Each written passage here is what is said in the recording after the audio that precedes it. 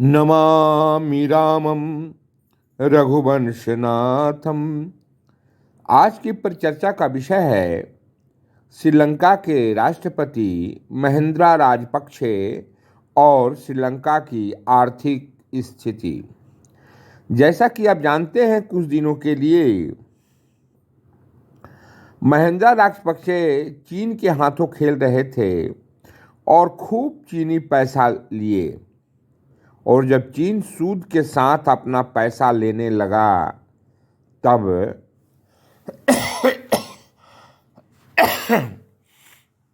श्रीलंकन राष्ट्रपति की हालत खराब हो गई। $1 करोड़ की राशि लौटाने में महिंद्रा राजपक्षे अपने आप को दिवालिया घोषित कर दिए। महंगाई का तो आलम है कि 1 लीटर दूध का पाउडर भी अब आपको वहां नहीं मिलता है। 1 किलो दूध का पाउडर को टुकड़ों में बांट कट के 100 ग्राम में बेचा जाता है। आलू जहां 50 रुपये किलो, हरी सब्जियां 100 रुपये किलो हैं, आटा जहां 100 रुपये किलो से ऊपर का प्राप्त कर चुका है, चावल 150 रुपये किलो है, वहां की जनता त्राहिमाम त्राहिमाम कर रही है और महिंद्रा राजपक्षे को कुर्सी से हटाना चाहती है। इन्हीं की गलत नीतियों के वजह से चाइना के चंगुल में लंका फंस गया।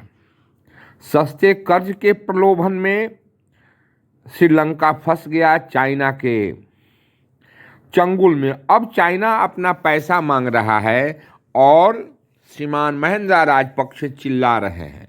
कैसे हालात बन गए हैं, कैसे श्रीलंका आर्थिक दिवालियापन को प्राप्त कर चुका है, एक सीधा उदाहरण है। विश्व में जहां जहां भी लंका जाता है, जहां जहां भी चाइना जाता है, वहां दिवालियापन उस देश का पीछे पीछे जाता है।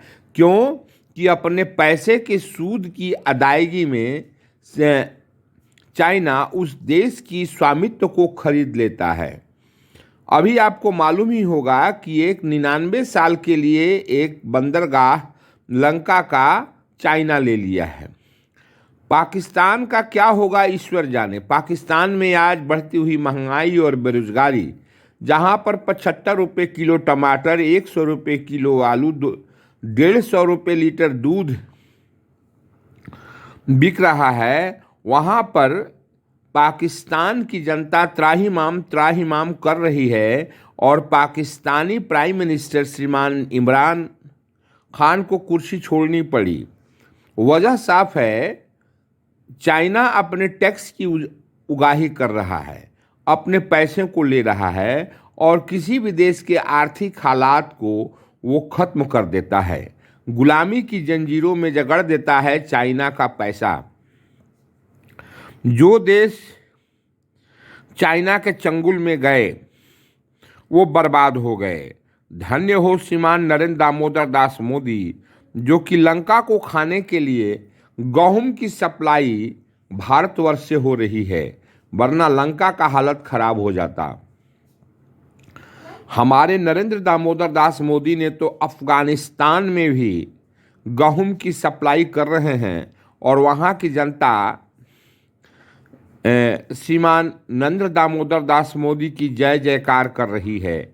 आप सोच सकते हैं कि चाइना को मुंह तोड़ जवाब देने वाले नरेंद्र दामोदर दास जोशी ने किस तरह से भारतवर्ष की आर्थिक स्थिति को मजबूत किया और दूसरे देशों को भी मदद कर रहे हैं।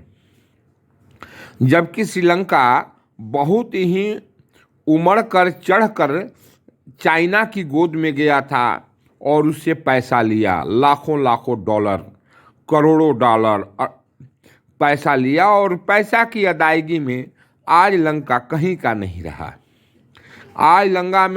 आज श्रीलंका अपने आप को दिवालिया घोषित करता है। वो कहता है कि $1 करोड़ लौटाने की हमें क्षमता नहीं है। आखिर क्यों?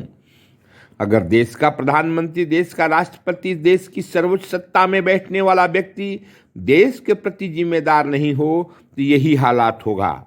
एक तरफ हमारे नरेंद्र दामोदर दास मोदी हैं जो कि क्वाड का मेंबर होते हुए भी, क्वाड एक संगठन है साउथ सी में जो चाइना के खिलाफ बना है, जिसमें कि इंडिया, अमेरिका, ऑस्ट्रेलिया और जापान है। हम क्वाड के मेंबर हैं, लेकिन जब रशिया के खिलाफ वोट देने की बात आई तो इंडिया अपने जगह पर आ गया और अपने मित्र सोवियत राष्ट्रपति पुतिन के मदद में खड़ा हो गया। हमें ये सोचना होगा कि हमारी विदेश नीति क्या हो, कैसे चले। अनाड़ीपन इमरान खां का और अनाड़ीपन श्रीलंकाई राष्ट्रपति महिंदा राजपक्षे का दो राष्ट्रों को ले डूबा। अब चिल्ला रहे हैं महिंदा राजपक्षे, मुझे बचाओ मुझे बचाओ, और बचाने के लिए सामने आ गए हैं श्री नरेंद्र दामोदर दास मोदी। स्वाभाविक है, श्रीलंका हमारा पड़ोसी देश है, चाइना की सेनाएं अगर यहाँ आ जाएंगी तो हमारे लिए सरदर्द हो जाएगा। लेकिन कितना तक, कब तक, ये तो महिंदा राजपक्षे को सोचना होगा। जिस तरह से पाकिस्तान दिवालिया हो चुका है और एक न एक दिन पाकिस्तान की कुछ सरजमी पे को चाइना अपने हक में ले लेगा। चाइना के इस बर्बर आक्रमण से, आर्थिक आक्रमण से पाकिस्तानी भी डरे हुए हैं। पाकिस्तानियों की भी हलफ सूख रही है और इसमें आश्चर्य की बात नहीं होनी चाहिए जब पाकिस्तानी संसद में और पाकिस्तान में, पूरे देश में नरेंद्र दामोदर दास मोदी की जय जय होती है। वहाँ के लोग कहते हैं कि नरेंद्र दामोदर दास मोदी हमारा दुश्मन हो सकता है, लेकिन अपने देश के लिए उसने जो किया वो इमरान खान क्यों नहीं करते हैं। आज इंडिया को कहाँ से कहाँ ला करके खड़ा कर दिया। क्वाड का मेंबर होते हुए भी अमेरिका के धौंस में नहीं आता है और अपनी दोस्ती को पुतिन के साथ निभाता है। और पुतिन भी कहते हैं कि तुम हमारी आक्रामक नीति का साथ दो, तो इंडिया उस साथ नहीं देता है। यह एक सफलतम राष्ट्र नेता, राष्ट्राध्यक्ष